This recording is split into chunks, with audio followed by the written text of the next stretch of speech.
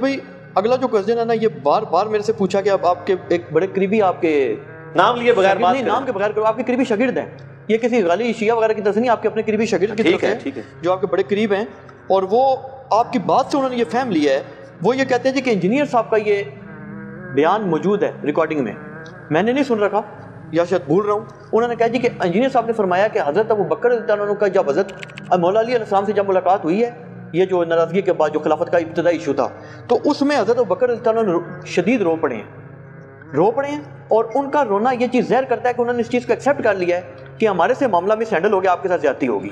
تو وہ کہتے ہیں جی کہ اب انجینئر صاحب سے آپ نے یہ پوچھنا ہے، ریکارڈنگ میں لانا ہے، میں بھی سنوں گا کہ جب انجینئر صاحب فرما رہے ہیں کہ انہوں نے ایکسیپٹ کر لیا کہ ہمارے سے مس ہینڈل ہو گیا ہے، تو ان کو اول تو یہ کرنا چاہیے تھا کفارہ، کہ کہتے چلو اب آپ کے حوالے خلافت کر دیتے ہوں، اگر نہیں کی تو اپنے پاس نامینیٹ کر دیتے، کیوں نہیں نامینیٹ کیا؟ اس کا جواب دیکھیں نا، آدھی بات پیش کر رہے ہیں، یہ وہی ہے جو منکرین حدیث کے سوالات ہیں۔ میں نے جو حدیث بیان کیا اس حدیث میں اس کا جواب بھی موجود ہے، اور وہ میں نے جواب بھی بیان کیا۔ یہ حدیث قرطاس میں نے مسئلہ 55B میں بیان کیا تھا کہ جب الٹیمیٹلی صلح ہوئی ہے، حضرت ابوبکر صدیق رو پڑے۔ کس بات پہ روئے یہ بھی میں نے بتایا۔ وہ یہ بات نہیں تھی کہ مجھے خلیفہ کیوں نہیں بنایا، یہ تو آپ اپنا لقمہ تو میرے منہ میں نہ ڈالیں۔ اس میں الفاظ ہیں، حضرت علی نے کہا اے ابو بکر، اللہ نے جو آپ کو ہم پہ فضیلت دی ہے، اس امر خلافت میں ہم آپ سے حسد نہیں کرتے۔ آپ کو تو جواب مل گیا ان کے تو بس رکھ، لیکن اہل بیت رسول کے ناطے کیا ہمارا یہ رائٹ نہیں تھا کہ اس امر خلافت کے مشورے میں آپ ہمیں بھی شامل کرتے؟ مشورے میں، یہ نہیں کہا کہ مجھے خلیفہ چنتے۔ اور یار مولا علی تو اپنے روحانی باپ سے خلافت نہیں مانگ رہا، رسول اللہ صحیح بخاری میں ہے، حضرت عباس نے کہا کہ میں بنو ہاشم کے چہرے موت کے وقت پہچانتا ہوں، اور حضور کی شکل مبارک سے مجھے لگ رہا ہے کہ اب یہ زندہ نہیں رہیں گے، آؤ ہم خلافت مانگ لیتے ہیں۔ تو حضرت علی نے کہا کہ میں کبھی بھی رسول اللہ سے خلافت نہیں مانگوں گا، کیونکہ اگر حضور نے ہمیں انکار کر دیا تو حضور کی امت کبھی بھی بنو ہاشم کو خلیفہ نہیں چنے گی۔ حضرت علی کو یہ بھی پتا تھا حضور انکار کر دیں گے، پھر چوتھا خلیفہ بھی نہیں سی ہونا مولا علی نے، ٹھیک ہے۔ مولا علی نے تو حضور سے خلافت نہیں مانگی ہے، تو انہوں نے حضرت ابوبکر سے کہنا تھا، تو بات ہی بالکل غلط ہے۔ اس میں موجود ہے ہم آپ سے حسد نہیں کرتے، کیونکہ بخاری میں حدیث ہے کہ کوئی خواہش کرنے والا خواہش کرے گا، لیکن اللہ اور میری امت ابو بکر کے علاوہ کسی پہ راضی نہیں ہوگی۔ اب اس جملے کے اندر کیا حکمت چھپی تھی وہ حضور کی وفات کے بعد ظاہر ہوئی کہ حضرت ابو بکر کی خلافت کے اوپر لوگ اکٹھے ہو گئے، حالانکہ مانگنے والے نے مانگی تھی خلافت، کس نے؟ سعد ابن عبادہ نے۔ مولا علی کا ذکر نہیں جو ہو رہا، آپ ہمیں سمجھو، مولا علی درویش بندہ سی، اور دوسرا مولا علی کو ضرورت نہیں تھی خلافت کی۔ میرے بھائی رسول اللہ کے گھر والے جو ہیں وہ تو کنگ میکر ہوتے ہیں، ان کو خود کنگ بننے کی کیا ضرورت ہے؟ جس کا سب سے بڑا ثبوت اس حدیث میں یہ ہے کہ بخاری مسلم میں حدیث موجود ہے، حضرت علی نے پیغام دے کے ابو بکر کو اپنے گھر بلوایا ہے۔ سرکار ذرا امیجن کریں، کوئی چھوٹا ہے بڑے کو کہہ سکتا ہے کہ مجھے آگے، یعنی آپ کہہ سکتے ہو کہ سٹنگ پرائم منسٹر کو کہ آؤ مجھے آگے گھر میں ملو، سوائے اس کے کہ آپ کنگ میکر ہو۔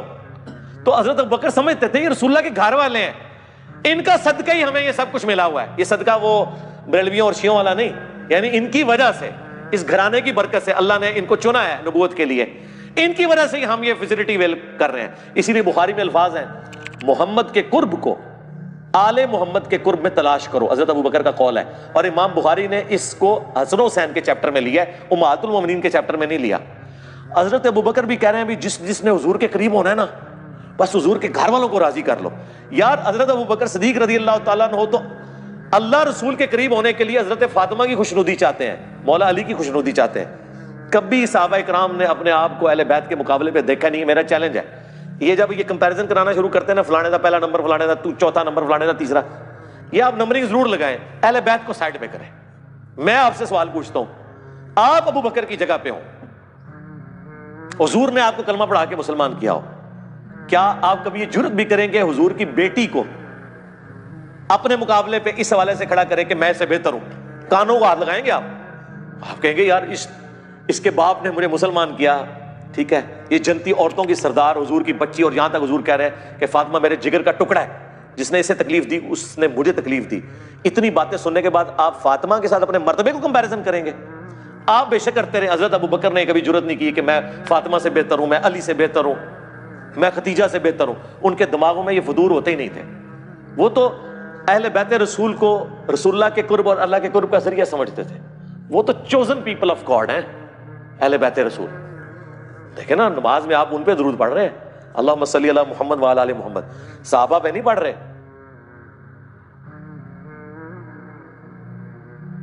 بعض ناسبیوں نے آل محمد سے مراد کہا کہ آل کا ترجمہ ہوتا ہے والا, جس طرح قرآن میں ہے آل فرعون, تو اس سے مراد ہے فرعونی. اور آل موسیٰ, تو آل محمد سے مراد ہے نبی کے سارے ساتھی. ہم نے کہا رکو ذرا, صبر کرو, رسول اللہ سے بھی پوچھ لو. بخاری کے الفاظ ہیں, یا رسول اللہ ہم آپ پر اور آپ کے اہل البیت پر کیسے درود پڑھیں؟ تو آپ نے کہا پڑھو اللہم صلی علی محمد وعلی آل محمد کما صلیت علی ابراہیم وعلی آل ابراہیم انک حمید مجید. اور میں یعنی اس حوالے سے غامدی صاحب نے تو دلیل نہیں پیش کی. غامدی صاحب سے جب سوال ہوا نا, مجھے تھا کہ غامدی صاحب کہیں ڈنڈی نہ ماریں, کیونکہ ان میں تھوڑی بہت مجھے بعض اوقات فیل ہوتا ہے وہ ناسبیت والا ایلیمنٹ. میں نہیں کہتا وہ ناسبی ہے. تو انہوں نے کلیئر کٹ, انہوں تو خیر دلیل کے بغیر ہی بات کرنی ہوتی ہے نا, اپنا موقع بھی دینا ہوتا ہے. تو ان کے معنی انہوں نے کہا یہ تو آؤٹ آف کوشچن ہے. وہ سوال پوچھا آل محمد میں کیا, وہ انہوں نے کہا یار یہ تو آؤٹ آف کوشچن ہے, آل محمد سے مراد حضور کے گھر والے ہیں, صحابہ کرام کہاں سے ہو گئے آل محمد؟ حالانکہ وہ چاہتے تو کہتے قرآن میں ہی لکھا ہوا ہے. تو میرا کلپ آ جاتا غامدی صاحب رکو ذرا, صبر کرو, رسول اللہ سے بھی پوچھ لو. صحابہ کہہ رہے ہیں آپ اور آپ کے اہل البیت پر کیسے درود پڑھیں؟ تو کیا حضرت ابو بکر کا کبھی دعویٰ ہے کہ ہم اہل البیت ہیں؟ حضرت عمر کا یہ دعویٰ ہے؟ حضرت عمر تو خود ام کلثوم کا رشتہ حضرت علی سے مانگ رہے ہیں کہ قیامت کے دن میرا رشتہ اہل البیت سے نکلا ہے. اب مجھے بتائیں اس کے بعد آپ یہ کس طرح کہہ دیں کہ حضرت عمر اپنے آپ کو حضرت علی سے افضل مانتے ہوں گے؟ یار جو ان کی بچی کا رشتہ اس لیے مانگ رہا ہے کہ میری بھی نسبت تھوڑے نال جڑ جائے, تو آپ کو یہ وسوسہ بھی کیسے آ گیا کہ حضرت ابو بکر عمر اہل البیت سے اپنے آپ کو بہتر سمجھتے ہوں گے؟ میں اپنی کو ورڈکٹ نہیں دے رہا, میں آپ کو logical think out of box کرنے پہ کہہ رہا ہوں کہ آپ صحابہ اور اہل بیت کو کمپیئر نہ کیا کریں. اہل بیت کے ساتھ کوئی بھی کمپیئر نہیں ہو سکتا, وہ حضور کے گھر والے ہیں. آپ اپنے آپ کو رکھ کے دیکھیں کہ آپ گمراہ ہوں اور آپ ایک نبی کا کلمہ پڑھ کے مسلمان ہوں, تو آپ یہ بازو اوپر کر کے نبی کے گھر والوں کا مقابلہ کرنا شروع کر دیں گے؟ نہیں, آپ تو یہ کہیں گے کہ بس نبی کے گھر والوں کی شفاعت مجھے قیامت والے دن مل جائے, میں نبی کے گھر والوں کو خوش کروں, حضور خوش ہو جائے. اور یہی تو حضرت ابوبکر نے کہا کہ محمد کے قرب کو آل محمد کے قرب میں تلاش کرو. اور امام بخاری نے اس کو امہات المومنین کے چیپٹر میں نہیں ڈالا, حسن و حسین کے چیپٹر میں ڈالا ہے. قلہ ہی ٹھوک چھڑیا انہوں نے. اور اگلی بات سنیں جو میں نے بڑی ایک ٹروتھ ریویلنگ, مشکات شریف آپ کھولیں, تیسری جلد میں صحابہ کے فضائل کے چیپٹر ہیں. امہات المومنین کا چیپٹر الگ ہے اور اہل بیت کا چیپٹر الگ ہے. اب مشکات والے بزرگ تو انجینئر صاحب کی ویڈیوز نہیں سنتے تھے, یہ تو 800 سال پہلے گزرے, 700. ان سے کوئی پوچھے کہ حضور کی بیویاں اہل بیت ہیں, قرآن میں لکھے ہم بھی مانتے ہیں, آپ حضور کی بیویوں کو اہل بیت والے چیپٹر میں کیوں نہیں داخل کر رہے؟ کیوں ان کا چیپٹر الگ کر رہے ہیں امہات المومنین کا؟ کیا وہ اہل بیت نہیں ہے؟ لیکن ان کو بھی پتا تھا یہ معاملہ اتنا سادہ نہیں ہے, کیونکہ حدیث جو غدیر خم ہے مسلم کی, اس میں زید ابن ارقم کا قول موجود ہے کہ حضور کی بیویاں اہل بیت ہیں, لیکن حضور کے جو حقیقی اہل بیت ہیں جن پہ صدقہ اور خیرات حرام ہے, وہ حضور کے دودھ کے رشتے کے لوگ ہیں, خون کے رشتے کے لوگ ہیں, آل عقیل, آل جعفر, آل عباس اور آل علی. اور اس سے بڑا جو ان کا, یہ تو پھکی تھی نا, پھکا جو ہے نا وہ بہت بڑا ہے. انہوں نے کہا کہ بیوی کیسے اہل بیت ہو سکتی ہے؟ جب خامد اسے طلاق دے دے تو وہ اپنے گھر والوں کے پاس واپس چلی جاتی ہے. میاں بیوی کا تو رشتہ پرماننٹ ہوتا ہی نہیں ہے, یہ تو اس وقت تک ہے جب تک کہ نکاح جاری ہے. لیکن اولاد کا رشتہ کوئی ختم کر سکتا ہے سوائے اس کے کہ اولاد مرتد ہو جائے, کہ دین چھوڑ دے؟ کوئی نبی اپنی اولاد کو جو مسلمان ہے اہل بیت سے خارج کر سکتا ہے؟ نہیں, وہ تو اس کے جسم کا ٹکڑا ہے. بیوی کو علادہ کر دے, یہ علادہ بات ہے. حضور نے اپنے کسی بیوی کو طلاق نہیں دی. بہرحال بیوی کا جتنا رشتہ ہے وہ ایک رشتے کی وجہ سے آل البیت ہے, اور جو حضور کی اولاد ہے وہ آپ کے جسم کا حصہ ہے, اس کی وجہ سے اہل بیت ہے. اور حضور کے جو خاندان کے لوگ ہیں بنو ہاشم, ان کو اللہ نے بنو اسماعیل کو چن لیا, جس طرح کہ بنی اسرائیل کو چنا تھا. بنی اسرائیل کو اللہ چنے, وہ قرآن میں موجود, اور بنو اسماعیل کو اللہ چنے, وہ احادیث کے اندر موجود. تو اس میں پریشان ہونے والی کون سی بات ہے؟ بنو ہاشم کو اگر اللہ نے چن لیا, آل عقیل, آل جعفر, آل عباس اور آل علی.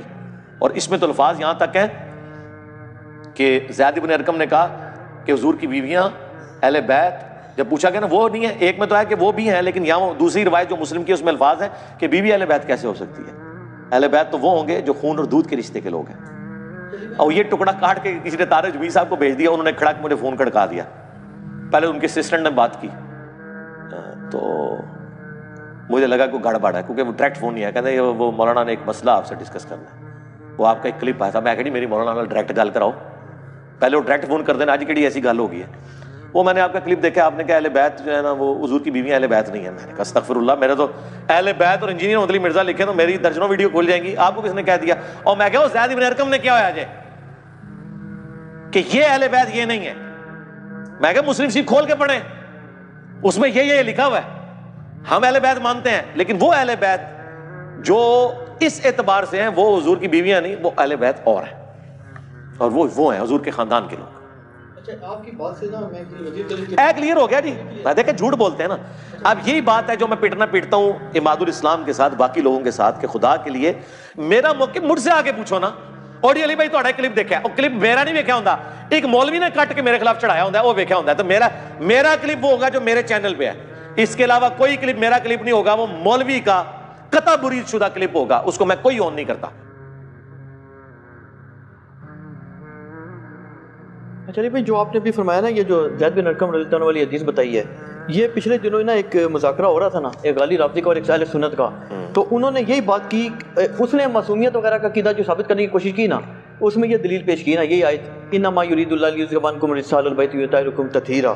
تو اس نے کہا جی رجس جو ہے نا, رجس سے یہ پاک ہیں. تو اس نے کہا یار تم پچھلا کنٹیکسٹ تو سارا پڑھو نا. اور مفتی صاحب صاحب یہی بات کیا کرتے تھے. وہ مفتی صاحب قرآن بالکل واضح ہے, نبی اسلام کی بیویوں کے بارے میں اس نے آگے سے یہ کہا, اس نے کہا یہ جو حدیث ہے, حدیث کلیئر ہے کہ یہ بیویاں شامل نہیں ہیں جو رجس سے پاک ہیں. اور جو ترتیب تو بتا رہا ہے, ترتیب تو تمہارا بھی موقف ہے کہ ترتیب تو یہ وہ ہے ہی نہیں جس پر قرآن نازل ہوا ہے. ہم تو اس کو ترتیب کو مانتے ہی نہیں ہیں. نہیں, یہ وہی ہے جناب والا, یہ ہے وہ ذرائع. جوڈیشری میں جائیں گے یہ بھاگ جائیں گے. کیا اسنا عشری شیعہ کا یہ عقیدہ ہے؟ اور جس کو وہ جوڈیشری میں لے آئیں, آپ نے مجھے کسی انڈیویجول کا کال نہیں دکھانا کہ وہ کہیں کہ قرآن اپنی ترتیب سے ہٹا ہوا ہے. اگلے دن کا سورج طلوع نہیں ہوگا, میں تکفیر کروں گا ایسے لوگوں کی جو قرآن کی اس ترتیب کو نہ مانے. یہ لوح محفوظ میں ہے, رہ کی ترتیب نزولی, اس سے کس کو انکار ہے؟ لیکن یہ نہیں ہوا کہ قرآن کو توڑ موڑ دیا گیا ہے. اگر یہ توڑا موڑا ہے تو خود رسول اللہ اور اللہ نے کیا ایسا, کیونکہ قرآن کی حفاظت کا ذمہ کس کے ہے؟ اللہ. تو اللہ نے جہاں بہتر سمجھا آیت رکھی وہ اسی کانٹیکسٹ میں. یہ خامخواہ جھگڑا ہے. قرآن بالکل اپنے مقدمے کے اندر واضح ہے. اچھا, اور شیعہ کے لیے تو میری یہ پھکی ہے قیامت تک کے لیے, سیدہ فاطمہ اگر اہل البیت میں سے تو سیدہ خدیجہ کیا اہل البیت سے خارج ہے جو ان کی ماں ہے؟ بتائیں.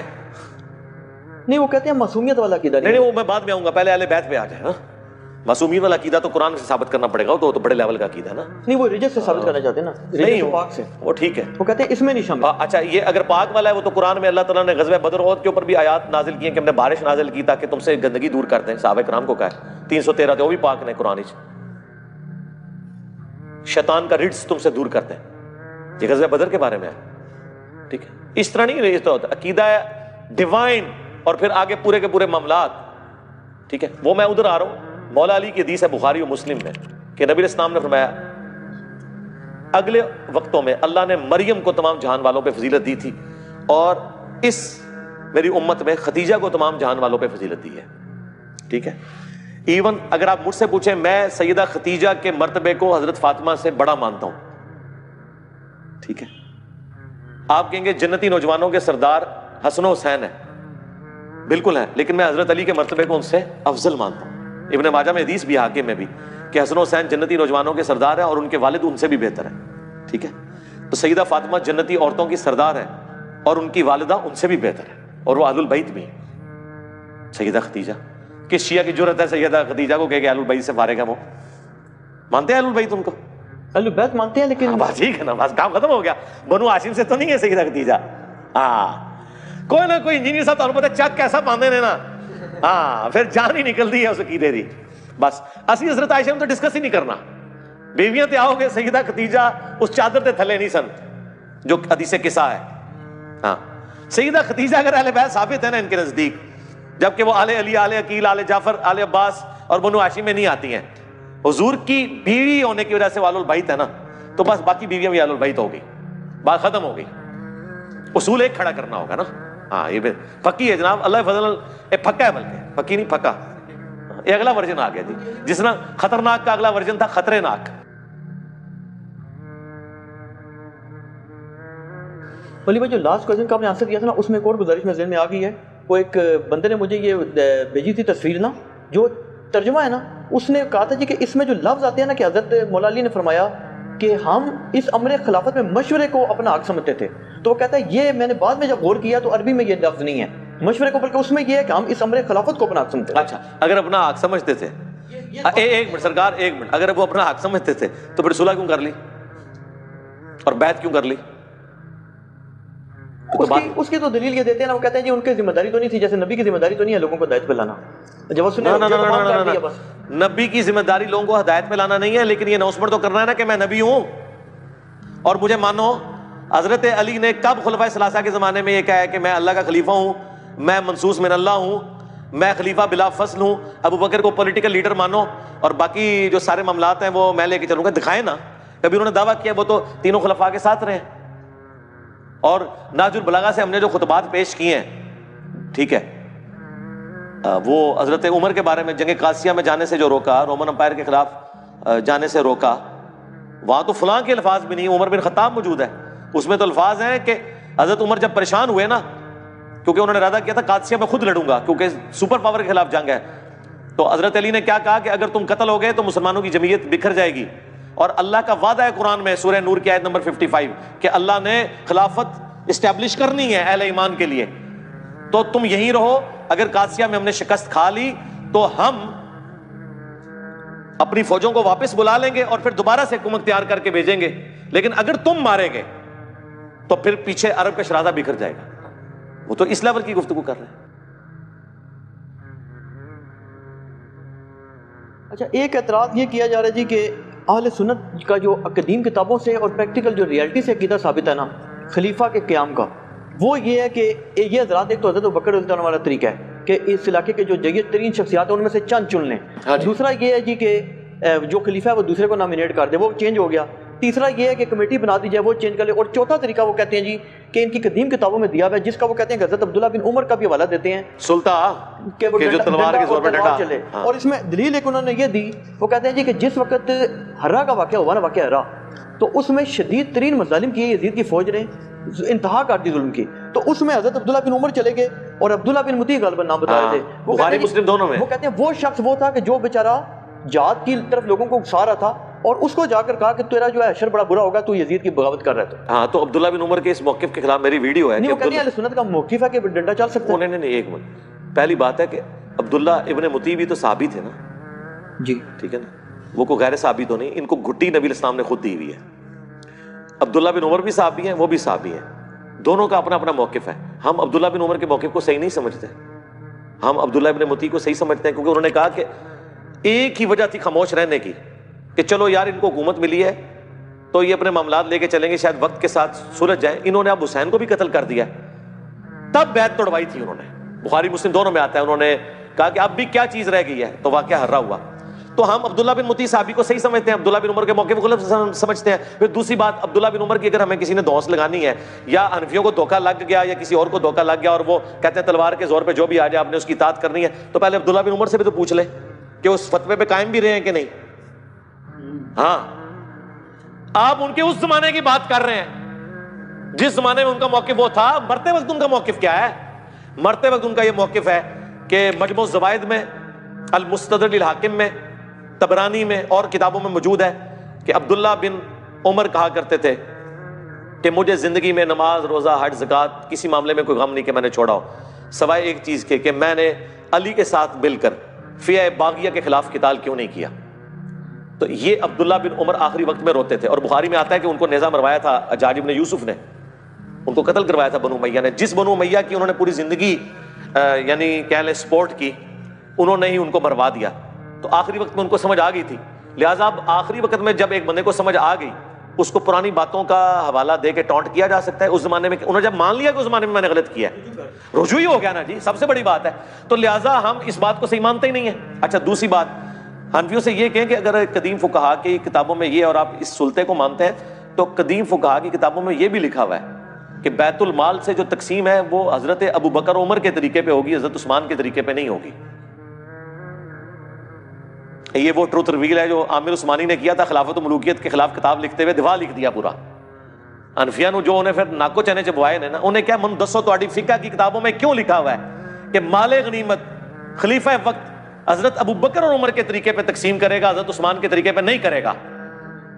تم مودودی کو تو کہتے ہو کہ انہوں نے حضرت عثمان کے بارے میں بات کی, تمہاری فقہ کی اسٹیبلش کتابوں میں لکھا ہوا ہے کہ مال غنیمت کی تقسیم جو ہے وہ حضرت عثمان کے طریقے پہ نہیں ہوگی, تو پھر کوئی گڑبڑ تو ہوئی ہے نا. وہ بخاری میں لکھی ہوئی ہے گڑبڑ. ان گورنروں کی شکایت حضرت علی کے پاس لوگ لے کے آئے, تو حضرت علی نے وہ محمد بن انفیہ کو بھیجا تھا کہ جاؤ عثمان کو یہ رسول اللہ کا صحیفہ بھیجو جس میں انہوں نے بتایا اس طرح تقسیم ہونا ہے. تو حضرت عثمان نے کہا کہ ہمیں اس کی حاجت نہیں ہے.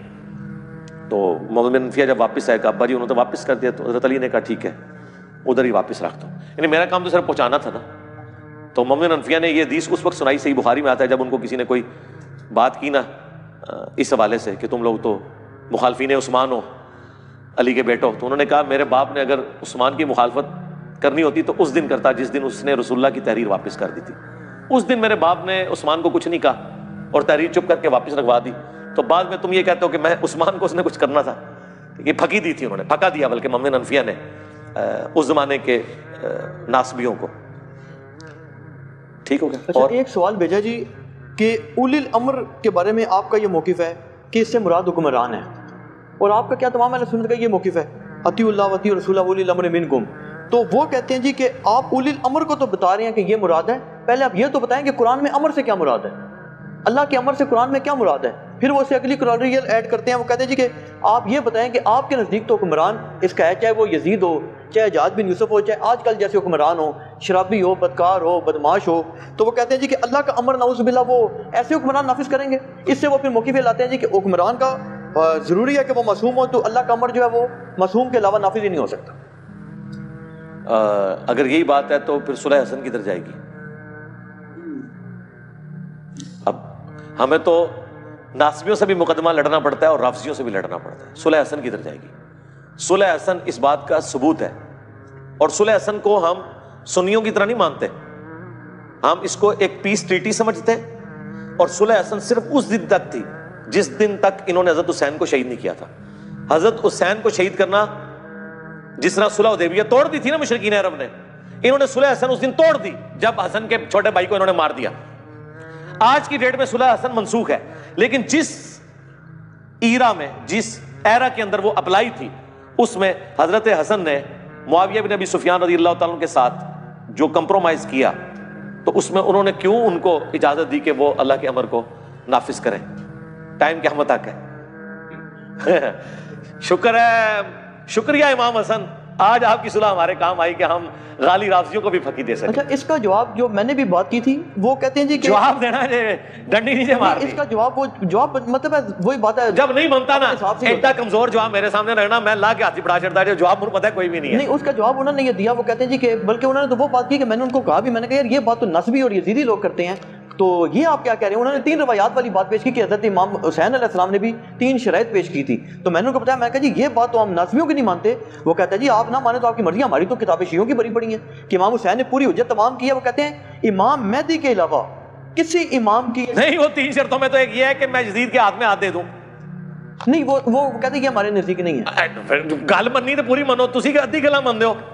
تسی صلاح الدین یوسف والا کام دینا نہ کرو کہ روایت اس کتاب تو انصاب الاشراف تو 3 شرائط لے, اور انصاب الاشراف میں تو لکھا ہوا ہے یزید اور اس کے آباء و اجداد کے تابوت جہنم میں ہے, اور یہ بھی لکھا ہوا ہے کہ معاویہ کو جس دن دیکھو کہ میرے ممبر پہ چڑھا ہے اسے قتل کر دو. ہاں, انصاب الاشراف میں لکھا ہوا ہے 3 شرطوں والی کتاب میں. وہ یہ کہتے ہیں اس پہ عمل کریے. پھر یہ کہتے ہیں جی کہ یہ تو جعلی روایتاں ہیں, ہم کتاب کو جعلی مانتے ہیں. جی امام حسن جو تھے نا, امام حسن نے اس لیے صلح کی تھی کہ امام حسن کو لڑنے کا فائدہ ہی کوئی نہیں تھا, بلکہ وہ کہتے ہیں کہ میں نے بھی یہی بات. لیکن وہ آپ کی ڈاکٹرین تو ٹوٹ گئی نا, ریزن اس کی کچھ بھی تھی. ٹھیک ہے. ہاں, امام حسین بھی تو, امام حسین کو لڑنے کا کیا فائدہ ہوا ہے؟ ایک منٹ, امام حسین کو لڑنے کا کیا فائدہ ہوا دنیاوی طور پہ کہ انہوں نے حکومت حاصل کر لی؟ وہ کہتے ہیں انہوں نے پوری کوشش کیا کہ میں نہ لڑوں. کنہوں نے؟ وہ کہتے ہیں سوائے امام مہدی کے ہمارے شیعہ مذہب کے مطابق کسی امام کی ڈیوٹی نہیں ہے کہ وہ لازمی بزور طاقت کرے. بس ٹھیک ہے, آپ حسین سے دستبردار ہو جائیں, پھر حسین ہمارے ہی ہیں. ہاں, یہ ہم ہی حقدار تھے کہ ہم حسینی ہوتے. اگر آپ حسین کے بارے میں یہ کہہ رہے ہیں کہ حسین نے گریہ کرنا ہے, تو میں ان کو اپنی فقیر تو دے چکا. سید جواد نقوی صاحب نے کہا ہے کہ میں نے اس شیعت میں یعنی آنکھ کھولی, یا میں نے اس شیعت کو پایا جس میں حسین ایک ایسا مظلوم بابا ہے جو کونے میں بیٹھا ہوا رو رہا ہے, لیکن جب حسین کو پڑھا تو پتہ چلا کہ یہ مظلومیت کا نام نہیں ہے, دلیری کا نام ہے. بس میں یہی کہوں گا اس کے اوپر کہ تم نے حسین کو سمجھا ہی نہیں ہے, جس طرح کرسچنز نے جیزس کرائسٹ کو نہیں سمجھا, ٹھیک ہے, تم نے حسین کو نہیں سمجھا.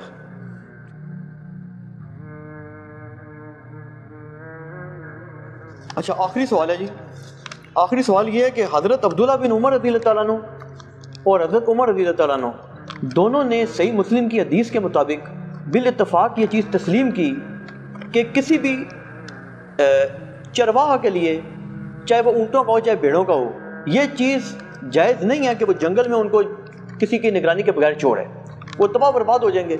تو یہ کیوں کر ممکن ہے عقلاً بھی کہ رسول اکرم صلی اللہ علیہ وسلم امت کو چھوڑ جائیں؟ ایک یہ اعتراض کرتے ہیں، اور دوسری چیز آگے سے یہ بھی کہہ دیتے ہیں جی کہ یہ جو ہے کس طرح ممکن ہے کہ رسول پاک صلی اللہ علیہ وسلم جو ہے وہ اللہ تعالیٰ کے یعنی کہ کسی سوری اگلی میں بات مکس کر گیا۔ ایک اعتراض یہ کرتے ہیں جی کہ اسی سے ضمن یہ سوال ہے، اب دونوں کا اکٹھے جواب دینے کہ قرآن سے ثابت کریں کہ ایک تو یہ ہے کہ کسی کو بھی اللہ تعالیٰ نے اختیار دیا کہ تم اپنے حکمران خود چنو، اور دوسری چیز یہ ہے کہ کیا قرآن میں سے یہ چیز ثابت ہوتی ہے کہ کوئی نبی ایسا گزرا ہو، ایک نبی 1.25 لاکھ نبیوں میں، کہ جس نے امت کو ایسے ہی چھوڑ دیا ہو بغیر وصیت کیے ہوئے؟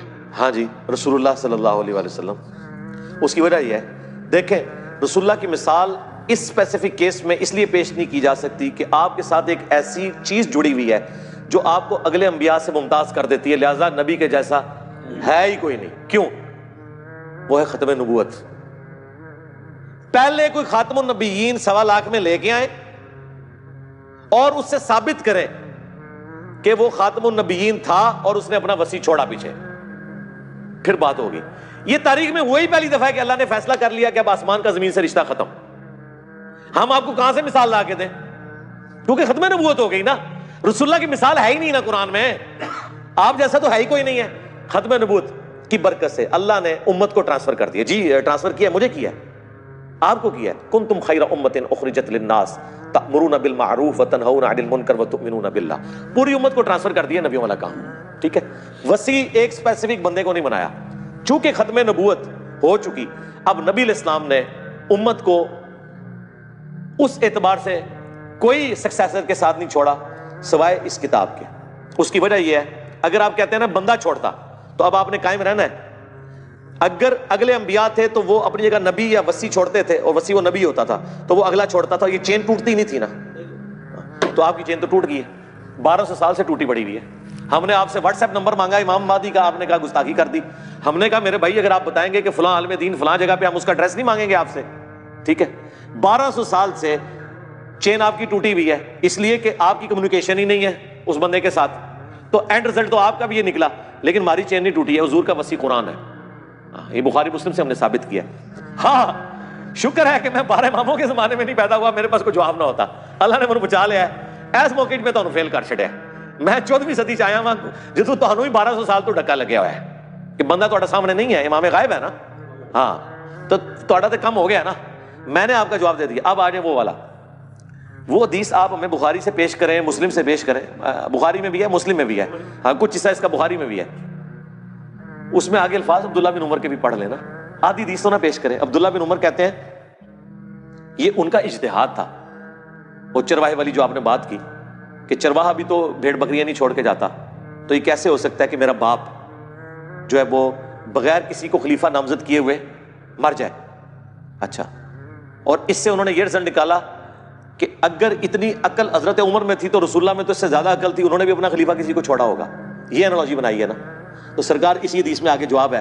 عبداللہ بن عمر کہتے ہیں میں نے یہ گمان کیا، لیکن بعد میں مجھے لوگوں نے بتایا حضرت عمر کے ریفرنس سے کہ حضرت عمر نے ایک جملہ بولا ہے کہ اگر میں اپنے بعد کسی کو اپنا خلیفہ نامزد کرتا ہوں تو میں اس شخص کی سنت پہ عمل کرتا ہوں جو مجھ سے بہتر تھا، ابو بکر، اور اگر نہیں کرتا تو میں اس کی سنت پہ عمل کرتا ہوں جو اس سے بھی بہتر تھا، رسول اللہ۔ تو کہتے ہیں عبداللہ بن عمر، میں نے کہا اب میرے ابا جی کسی کو خلیفہ نامزد نہیں کریں گے، وہ رسول اللہ کے طریقے کو اڈاپٹ کریں گے، کیونکہ میرے ابا جی جب کمپیریزن کرتے تھے اور حضور کی کوئی بات آ جاتی تھی تو دوسروں کو چھوڑ دیتے تھے۔ میں نے کہا اچھا ابا نے یہ بات کی ہے، اور ابا نے کسی کو خلیفہ نہیں بنانا۔ جب انہوں نے یہ بول دیا نا کہ میں اگر خلیفہ بناتا ہوں تو ابو بکر کے طریقے پہ چلتا ہوں، اور اگر نہیں بناتا تو میں رسول اللہ کے طریقے پہ، تو عبداللہ بن عمر کے الفاظ اسی حدیث میں موجود ہیں کہ میں نے سمجھ لیا اب میرا ابا کسی کو خلیفہ نہیں بنائے گا۔ تو اس میں خود موجود ہے کہ حضرت عمر خود کہہ رہے ہیں کہ خلیفہ نہ چھوڑنا پولیٹیکل، یہ سب سے بہتر طریقہ اور رسول اللہ کا طریقہ ہے۔ ادھی روایتیں پیش کر دینے، دیکھیں ہمارا یہ چیلنج ہے، ہمارے مخالفین جو بھی یہ پک اینڈ چوز کرتے ہیں وہ پوری روایتیں نہیں پیش کر سکتے. یہی لوگ ہیں. اور جی مسند احمد میں اما عائشہ نے حضور کے اوپر ماتم کیا تھا, اگے بھی پڑھو نا, انہوں نے کہا یہ میری کم سنی تھی اور بعد میں مجھے اس کے اوپر افسوس ہوا. اے نہیں پڑھتے نہیں جی, کیتا تے ہے نا, وہ اگے دے انہوں نے رجوع ریکارڈ کراتا نا. حقیقت بات ہے, آپ اس کو چھوڑ دیں. میں کہتا ہوں کہ جی نبی علیہ السلام سے جو صحابہ کی عقیدت تھی اس میں وقتی طور پہ سارے صحابہ بھی کالے کپڑے پہن کے ماتم شروع کر دیتے نا, کوئی بعید بات نہیں تھی. اس سے بڑی چیز ہوگی کہ حضرت عمر نے تلوار اٹھا لی کہ میں قتل کر دوں گا جو کہہ رہے. صحابہ کے ساتھ, صحابہ کا عشق حضور کے ساتھ اتنا تھا, اس میں کسی سے بھی مس ہینڈلنگ ہو سکتی تھی. حضرت عمر سے ہو گئی ہے جب حضرت بکر نے ان کو بٹھا دیا اور وہ آیات پڑھی وما محمد الا رسول قد خلت من قبل رسول یا انک میت و انہم میتون, یہ آیات پڑھی. فإنه من كان يعبد محمدا فإن محمدا قد مات ومن كان يعبد الله فإن الله حي لا يموت.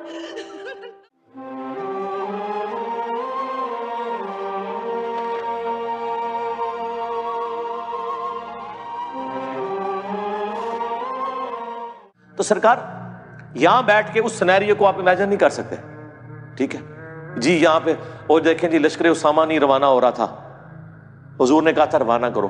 یار اس لیے روانہ نہیں ہو رہا تھا, حضور حالت نزا میں تھے. مجھے بتائیں, ان کو تو چھوڑ دیں, آج نبی الاسلام ہم میں موجود ہوں اور حالات و واقعات بتا رہے ہوں کہ آپ کا آخری وقت آ چکا ہے اور آپ نے اشارے بھی دے دیے ہیں. اذا جاء نصر اللہ والفتح بھی نازل ہو چکی ہے.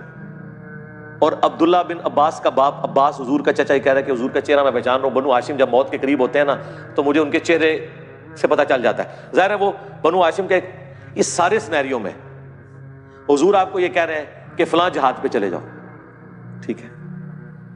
تو صحابہ تو کیا حضور کو اس حالت میں چھوڑ کے جا سکتے ہیں؟ وہ تھوڑے دور جا کے انہوں نے پڑاؤ کر لیا کہ کہیں ایسا نہ حضور فوت ہو جائے اور ہم حضور کے جنازے میں بھی شامل ہو سکیں. اس سے یہ لوگ پتہ کیا نتیجہ نکالنا چاہتے ہیں؟ اس پہ بلکہ ویڈیوز بھی بنائی انہوں نے, جو آپ نے اچھا کیا, آپ نے یہ بات کور کر لی. نہیں میں نے یہ کور کیا ہے, میرا ایک لیکچر جسے میں قیامت کے دن رسول اللہ کی بارگاہ میں پیش کر سکتا ہوں وہ ہے کہ رسول اللہ کا قاتل کون. میں نے ان کے سارے اعتراضات کے جواب دیے. یہ کہتے ہیں حضور کو زہر دیا انہوں نے حدیث لدود کے ذریعے, وہ حضور کے منہ میں دوائی ٹپکا رہے تھے, انہوں نے کہا زہر ٹپکا دیا. اس کے آگے اس کا جواب موجود ہے. حضور علیہ السلام وہ صحابہ کہتے ہیں ہم نے حضور کے منہ میں دوائی ڈالی جان بوجھ کے, حضور اللہ کہتے رہے نہ ڈالو, لیکن ہم نے یہ گمان کیا کہ مریض جو ہے نا وہ دوائی کو ناپسند کرتا ہے اور اس وقت نبی علیہ السلام کی تکلیف ہے اور وہ تو چاہتے تھے کہ حضور کی تکلیف دور ہو. آپ اپنے چھوٹے بچے کو ٹیکا نہیں لگواتے, ٹھیک ہے, وہ لاکھ کہتا رہے لیکن آپ سے اس کی حالت نہیں دیکھی جا رہی. تو صحابہ سے حضور کی حالت نہیں دیکھی جا رہی تھی, وہ آپ کے منہ میں دوائی ٹپکا رہے تھے, ٹھیک ہے. یہ کہتے ہیں زہر ٹپکا دیا. اس کے آگے موجود ہے بخاری میں, پھر حضور کو افاقہ جب ہوا تو آپ نے کہا کہ وہ دوائی لے کے آؤ. وہ دوائی لائی گئی. آپ نے فرمایا میں نے تمہیں منع کیا تھا, یعنی حضور کہہ رہے تھے کہ میں اس حالت میں بھی قابل اتباع ہوں.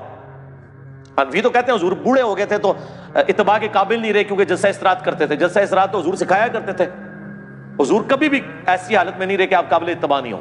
آپ فرما دیتے تھے اگر کوئی کرٹیکل سچویشن آتی تھی تو آپ کہہ دیتے تھے کہ یہ خاص میرے لیے ہے. جیسے بخاری مسلم حدیث ہے کہ میں بیٹھ کے بھی نماز پڑھوں اللہ مجھے پورا ثواب دیتا ہے لیکن تمہیں آدھا ملے گا, وہ آپ کلیئر کر دیتے تھے. اب اس حالت میں نبی علیہ السلام نے کہا وہ دوائی منگوائی گئی.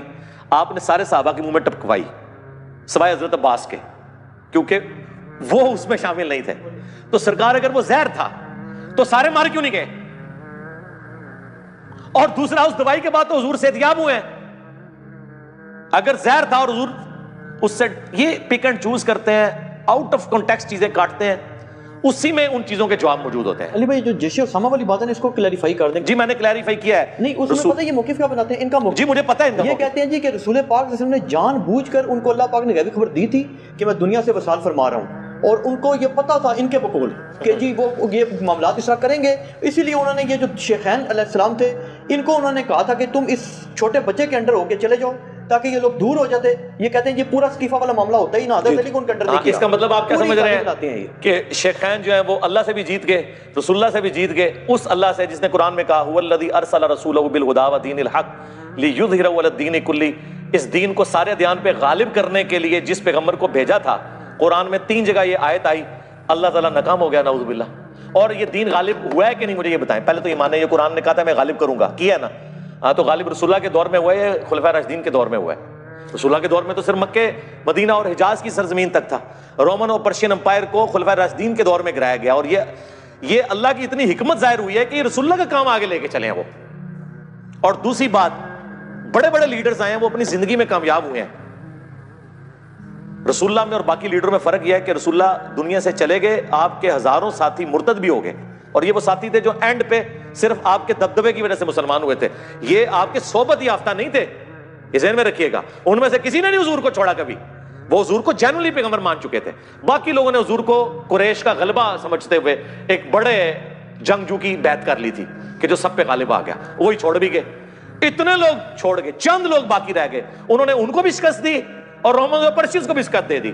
سوائے اس کے کوئی چیز نہیں ہے کہ غیبی مدد ہے اللہ کی.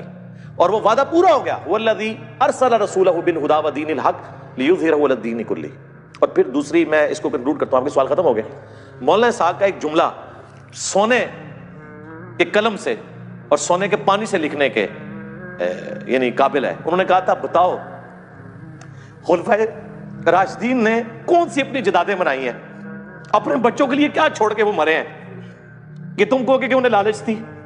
پوری زندگی چٹائی پہ حضرت عمر سوتے رہے مسجد کے اندر، اپنے بچے کو خلیفہ نہیں نامزد کیا. لوگوں نے حالانکہ مشورے دیے ہیں، حضرت ابو بکر نے اپنے بچوں کو خلیفہ نامزد نہیں کیا. پوری زندگی کس برسی میں ایک اسلام کے غالب ہونے تک ساری تکلیفیں اللہ سے اٹھائیں. جب اس کا فروٹ کھانے کا وقت آیا ہے اس وقت بھی جنگوں کی مصیبت کاٹ رہے ہیں. بوڑھے وقت میں تو انسان آرام کرتا ہے.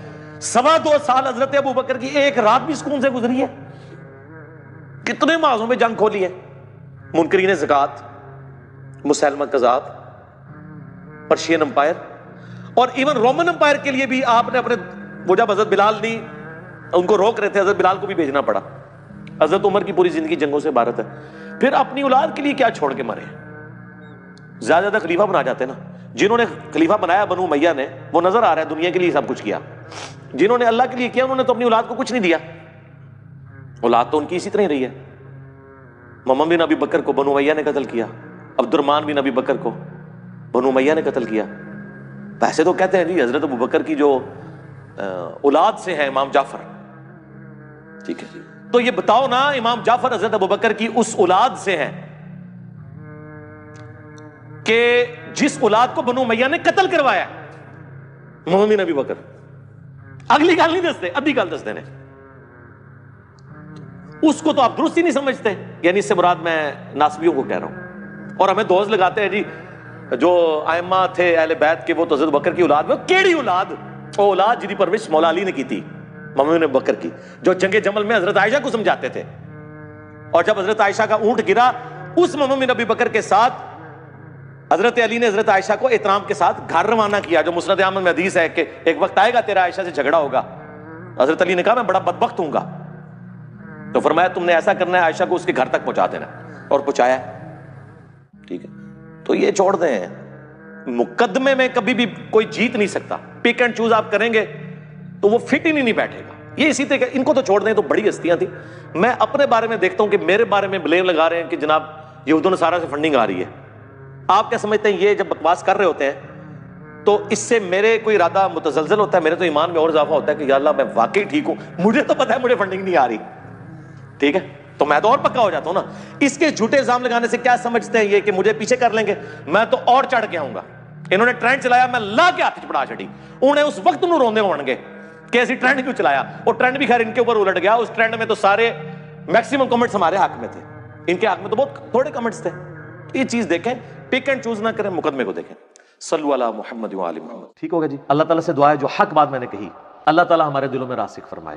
اگر جذبات میں میرے منہ سے کوئی غلط بات نکل گئی، اللہ تعالیٰ ہمارے دلوں سے ہی محو کر ہمیں کتاب و سنت کی تعلیمات پر عمل کر کے دوسرے بھائیوں تک پہنچانے کی توفیق عطا فرمائے. سبحانک اللہم و بحمدک، اشہد ان لا الہ الا انت، استغفرک و اتوب الیک، وما علینا الا البلاغ المبین. جزاکم اللہ خیرا.